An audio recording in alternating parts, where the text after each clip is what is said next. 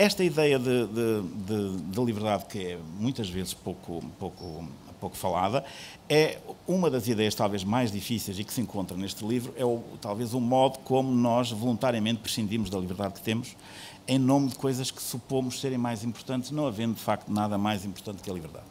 Mas o lado mais interessante disto tudo, enfim, de toda esta história, é talvez o conto que dá o título ao livro, que pode ser usado como uma espécie de alegoria da arte literária.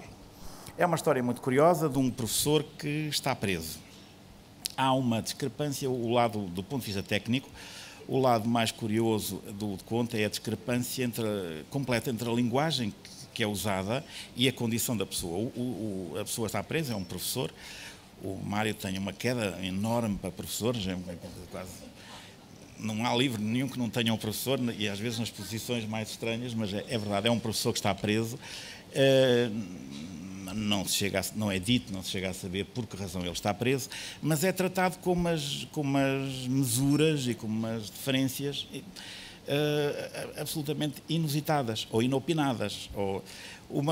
Só para referir um dos aspectos, o primeiro pequeno almoço que toma na cadeia é servido numa mesa com uma toalha de linho, com uma boa porcelana e com talheres de prata. No entanto, o pequeno almoço é água e um pão.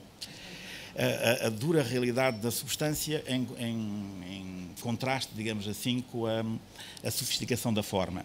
Toda a conversa decorre sempre assim. O governador da cadeia tem expressões extremamente elaboradas no tratamento do prisioneiro. Quando o manda embora, em vez de dizer agora vá-se embora, diz então se o senhor não manda mais nada, queira retirar-se ou pode retirar-se. Ou faz favor de dizer, não me diga, tenho piolhos na cadeia, vai-se já tratar disso. Dir-se-ia que o senhor professor está num hotel, que está a ser tratado num hotel do ponto de vista estritamente linguístico, mas a realidade é muito mais forte. Ora, de certa maneira, a literatura é isto. Há uma certa diferença que a literatura tem relativamente à realidade, que pode traduzir-se, por exemplo, nesse estranhamento que é tratar uma coisa violenta, cruel, agressiva, como algo motivo de riso. Por exemplo, tragédias do Sófocles ou do Eurípides, ou coisas em que mães matam filhos e, no entanto, as pessoas tremem de prazer ao ver aquilo. Mas há um ponto mais circunscrito nisso, que me parece mais interessante, que é o ponto do pátio. A certa altura é-lhe concedida a liberdade de pátio. E o professor lá vai e tenta subir às muralhas e um guarda diz-lhe isto que eu vou ler, acho que consigo encontrar aqui, diz-lhe isto assim: a liberdade de pátio, senhor professor, não tem quaisquer limitações, excetuando, bem entendido, a da subida às muralhas. Mas o senhor professor tem toda esta extensão, e apontava-me o lajedo, que era uma coisa pequenina, onde fará o favor de movimentar-se a seu belo prazer.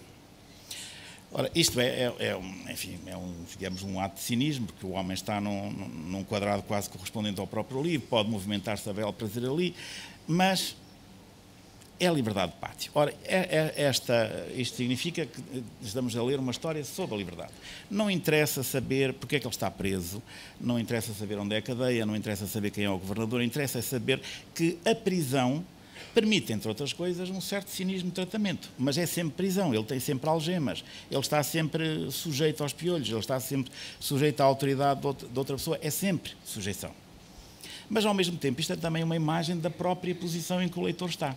Isto é, o leitor, para perceber que isto é um livro sobre a liberdade, tem que se cingir àquilo que está contado. Não pode pôr-se com perguntas impertinentes e dizer mas o gajo ainda não disse porque é que ele foi preso. Mas afinal ele está preso porquê? Este é o género de pergunta que não se faz ao conto. Se o conto não diz porque é que ele está preso, é porque não é preciso. Ora, isto é a nossa liberdade de pátio. Nós, para sermos livres, a partir do momento em que percebemos que não é preciso saber porque é que ele está preso, nós percebemos muito mais sobre o conto do que se estivermos à procura de saber a razão porque ele está preso. Isto é, se nos movimentarmos a nosso belo prazer no pequeno pátio, que é o que está circunscrito pela forma do conto, nós temos uma liberdade muito maior do que aquela que aparentemente as pessoas pensam que têm quando fazem perguntas. Mas ele não chega a dizer, mas ele terá cometido um crime, será pedófilo, será ladrão, será o quê? Não interessa. O conto tem toda a informação que é preciso e, ao mesmo tempo, toda a margem de liberdade necessária para nós pensarmos no que quisermos. E isso é uma das coisas grandes que a literatura tem. Por um lado, é uma das artes que mais sujeita as pessoas.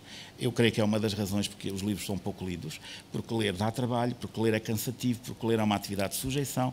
Se não conhecermos as palavras, não entendemos, temos que procurar, temos que aprender. É uma atividade intelectual, uma atividade de conhecimento, mas, ao mesmo tempo, é uma atividade que aumenta a nossa capacidade de imaginar a realidade. Aumenta a nossa capacidade de tratar a realidade por tu, que é muito abusadora, descobri que o Mário tinha dito isso.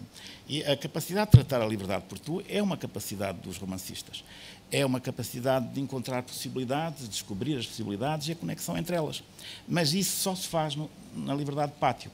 E assim consegue-se uma coisa que é um paradoxo e que eu acho que no fundo é aí que está a arte do grande escritor, que é que a mesma expressão é simultaneamente positiva e negativa. É positiva se se referir à literatura. Ter liberdade de pátio é liberdade, é bom, é positivo, é aprendizagem. Se se refere à prisão, ter liberdade de pátio é cruel, é um cinismo, é sadismo, é o pior que nos pode acontecer. E com este simples jogo, ou este simples argumento, nós percebemos toda a diferença que vai entre a realidade e a literatura, entre estar preso numa cadeia e estar preso num livro. É isso, obrigado. Eu nunca falo de advogados nem de escritores. As minhas personagens são sempre engenheiros ou professores. Isto para não poder ser acusado de autobiografismo, de estar, de certa maneira, a roçar pela minha vidinha, não é? De maneira que escolho sempre outras profissões. E às vezes tenho essa consciência de que estou deliberadamente, digamos, a evitar o advogado e a evitar o escritor. Das histórias mencionadas, eu já vou falar um bocadinho sobre o conto e depois trago-vos aqui umas normas para nós, umas normas indicativas, não é? Para nós conversarmos um pouco. A liberdade de pátio tem que ver com alguma coisa que me impressionou na Bastilha. Na Bastilha havia os presos da Bastilha muitas vezes tinham cachê. Nós ainda hoje, a carta de cachê, nós ainda hoje falamos em ter cachê, o que significa um certo estatuto social. Eram, de certa maneira, convidados do rei. Houve alturas na Bastilha que até havia uma boa mesa, não é? Comia-se bem. Ali havia um cozinheiro e tal. E havia alguns que tinham um privilégio, que era a liberté de préau, a liberdade de claustro, a liberdade de pátio. Não é? E foi ter o privilégio de liberdade, estando preso, primeiro, que me chamou a atenção e que me levou a este conto, que também pode funcionar como uma espécie de alegoria da condição humana. Não é? Nós estamos presos dentro de umas circunstâncias, dentro de uma história, até dentro de uma linguagem. E, no entanto, enfim, pensamos que nos movimentamos livremente, mas as muralhas estão lá. O passo social tem que ver com um processo de reiteração, com alguma coisa que se vai repetindo. E escrevi-o com a lembrança de uma personagem de Chekhov, do conto A Morte do Funcionário, que é um homem que espirra para cima do pescoço de um seu superior e fica tão atrapalhado que começa a pedir desculpas e depois acha que as desculpas não foram suficientes e torna a pedir desculpas e depois acha que o homem não reagiu bem às desculpas e torna a pedir, torna-se tão maçador que o outro o expulsa de uma sala. Agora, sobre o conto, tem-se instalado, de facto, esta ideia peregrina, é um despautério, não é? De que o conto é um género menor em relação ao romance. Parece que a apreciação e a valoração se fazem em função da quantidade. O romance tem muitas páginas, portanto, enfim, vale mais. O conto tem poucas páginas. Este conto de Chekhov, que eu mencionei, tem 3 páginas. Talvez, portanto, nesse caso seria mais desvalido por isso. E esta noção que tem por aí corrido, bem, que foi agora desmentida, de facto, pela atribuição do Prémio Nobel a uma contista, que eu ainda não li, quando me dizem que ela, enfim, é o Chekhov do Canadá, eu sempre quero ver se é assim, portanto, irei procurar confirmar, mas esquecem-se de que grande parte dos grandes autores foram também grandes contistas. E há autores que só fizeram contos e são grandes autores da literatura de sempre. estou, enfim, estou a pensar no Borges, mas estou a pensar também, por exemplo, no Tolstói. Nós podemos dizer, em consciência, que A Guerra e Paz é melhor do que A Morte de Ivan Ilitch, que é uma novela, enfim, um conto longo. Não é? Podemos dizer isto? Ou estas coisas já estão num nível de qualidade em que estas comparações já não são admissíveis, estamos ao nível da excelência. Não é? A excelência da morte de Ivan Ilitch é a excelência da Guerra e Paz. Não podemos dizer que o facto de Guerra e Paz ter aquelas 1000 e tal páginas, lá por isso é melhor que A Morte de Ivan Ilitch, que não é. Por outro lado, quer dizer, não podemos de forma nenhuma dizer que os romances do Maupassant sejam melhores que os contos do Maupassant, que é um espantoso contista, e o mesmo podemos dizer de Kafka, não é? E em Portugal, o José Cardoso Pires tem contos que são autênticas obras-primas, do meu ponto de vista, e eventualmente até mais importantes para a literatura portuguesa do que alguns dos seus romances. Mas podia, esta tarde no escritório, estive até a fazer uma lista, mas não vale a pena agora estar a lê-la, de grandes contistas que ou escreveram só contos, ou então, digamos, que os contos são conhecidos na história da literatura e equiparados, digamos, às suas melhores obras. Mas no escritório também estive a fazer uma outra coisa, estive a entreter-me a fazer um decálogo. Deixa-me fazer um decálogo, quer dizer, nestes 30 anos de literatura, de vida literária, chamemos-lhe assim, o que é que eu aprendi e quais foram as convicções a que eu cheguei. Eram 10 pontos, passaram ao 12, portanto, de decálogo passou a dodecálogo. Eu vou lê-lo e, eventualmente, comentá-lo e penso que podemos depois encerrar a sessão assim. Está exatamente como saiu, portanto, eu não estive a ordenar os pontos, não sei se serão todos da mesma importância, mas reza o seguinte. Primeiro, há coisas que não se escrevem nem sob tortura. Um homem alto e espadaúdo, por exemplo, os lábios de cereja de uma mulher que lembra uma cereja, essas coisas não se escrevem, estão proibidas. Ou então o insípido, já tudo começou quando? Não é? Portanto, são coisas que estão proibidas ao escritor. Em segundo lugar, aprender com os mestres. Eu era capaz de dizer, ler os mestres de uma forma egoísta, ou para a rejeição, ou para a reelaboração, ou para nos afastarmos, para nos distanciarmos deles, ou para fazer alguma coisa com aquilo que eles nos apresentam.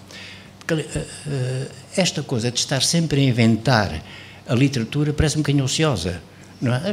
Ociosa e perigosa, porque a pólvora foi descoberta uma vez, não vale a pena estar sempre a descobri-la de decénio em decénio. A literatura não se inventa agora, mas vai se reinventando sempre, a partir de, enfim, de uma tradição, a entrega já existe e vem de trás. Depois, outra verificação é esta fugacidade das glórias literárias. Eu já tenho, enfim, 30 e tal anos disso e tenho visto ascenderem, obnubilarem-se, ascenderem, às vezes regressarem e afundarem-se muitas glórias literárias. De maneira que isso pode levar-me a uma certa prudência em relação às neves de antanho, não é? Nem falava o poeta, les neiges d'antan, que rapidamente se derretem e desaparecem.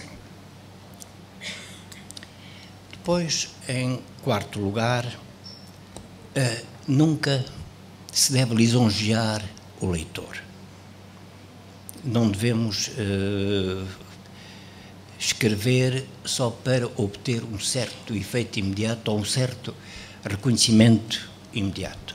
Até porque o leitor que está presente hoje não é aquele que estará seguramente daqui a 15 anos, daqui a 20 anos, e penso que a literatura tem um pouco essa vocação de perdurar no tempo e de falar a leitores de vários tempos. Portanto, não apostar na moda, porque a moda é absolutamente transitória, por sua natureza, e fugaz.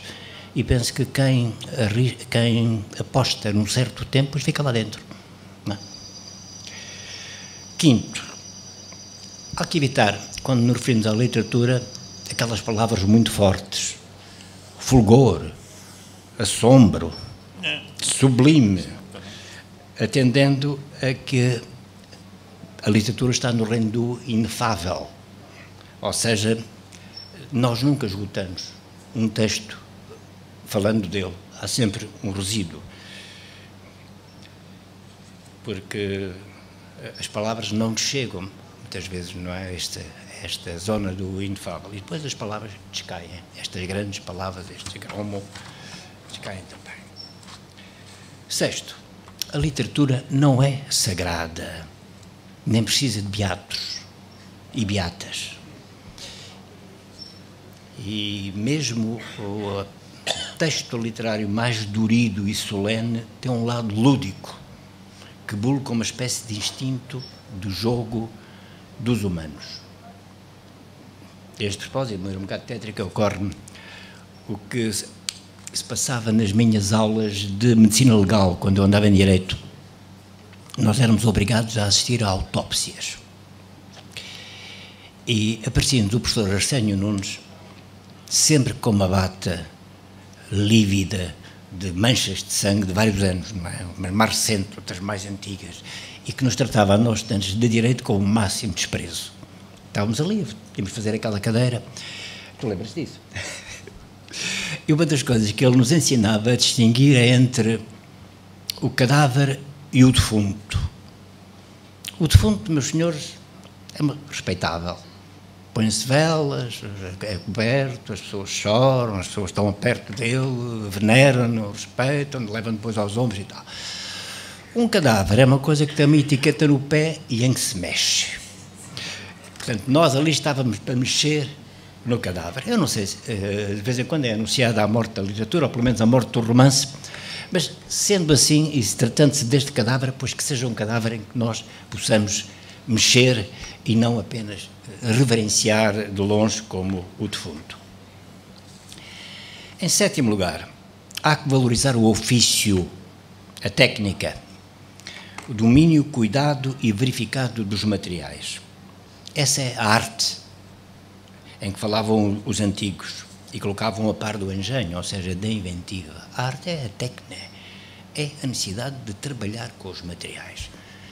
Portanto, isto de nós nos sentarmos à mesa e deixar que as ideias apareçam e ir escrevendo tumultuosamente, pode ser que alguém com acessos de genialidade consiga fazê-los, mas eu aprecio muito mais quando presinto que há um labor feito para mim, ali atrás de um texto, de que há alguém que se está a debater com uma língua e a debater com aqueles materiais, assim como o artífice se está a debater na sua oficina com os materiais com que trabalha. Oitavo, as teorizações e doutrinas vêm após o texto e exercem-se sobre o texto.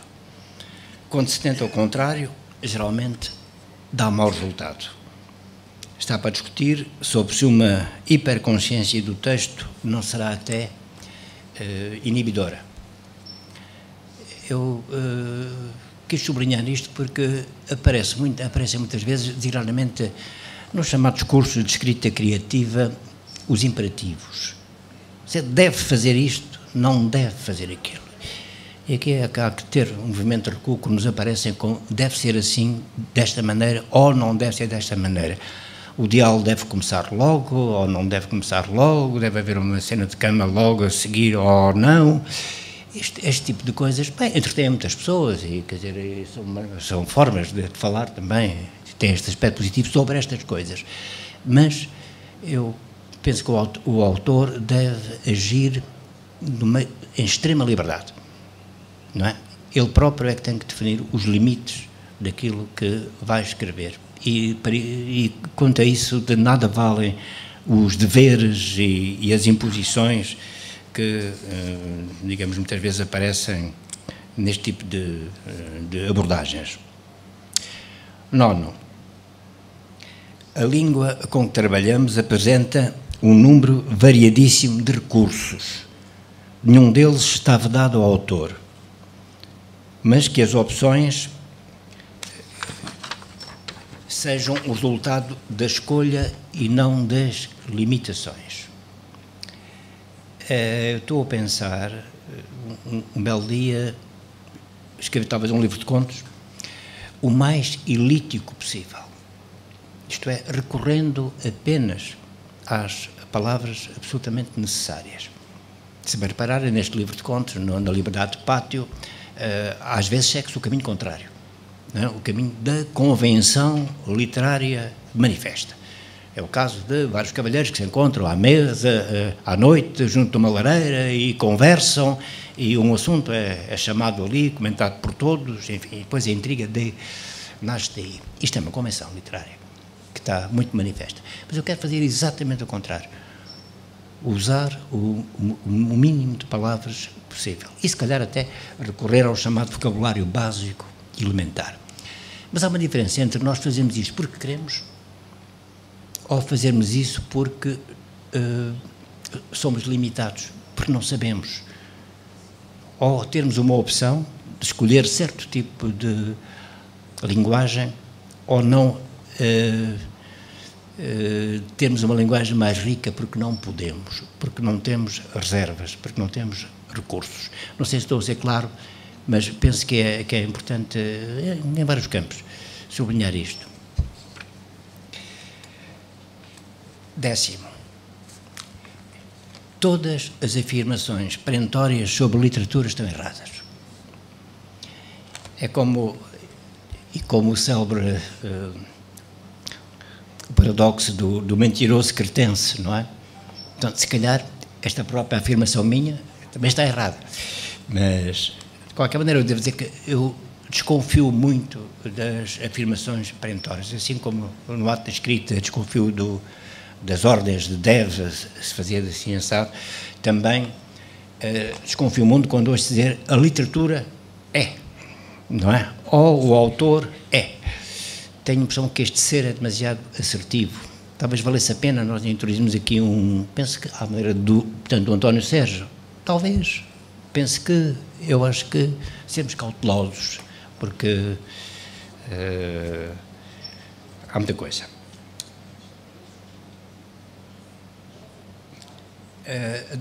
Aliás, queria dizer isto, é que uma das formas de identificar o outsider ou o parvenu, não é? Quem cai nesta coisa de paraquedas, é exatamente a utilização de frases assertivas, do tipo, o que conta é a história, ao contrário, a história não conta nada. Não é? Quando ouvimos alguém dizer estas coisas, penso que nos devemos acostar um bocadinho à parede. 11ª. Uma velha frase bíblica que se diz de várias maneiras. Na mansão do meu pai há várias moradas, ou no jardim do Senhor há várias tendas. Pode-se dizer das duas maneiras. Os maoístas diziam que floresçam sem flores, não é? E que sem escola rivalizem. Muito bem, eu acho que é isto. Há muitas formas de abordar o texto, a criação literária, não é? Portanto, há muitas escolas, há muitas influências, há muitas coisas em jogo e todas elas são respeitáveis. Eu devo dizer, aliás, que não tenho nenhum preconceito contra a chamada literatura popular, nem contra a cultura popular. No meu tempo, agora já não é assim, mas o cinema era cultura popular. Eu recordo-me, a banda desenhada era cultura popular. E eu, de certo modo, fui formado também aí, de maneira que não tenho uma prosápia, digamos, contra a literatura popular. Tenho sim, é quando ela quer impor-se à outra, não é? Aí sim. Finalmente, em 12º lugar,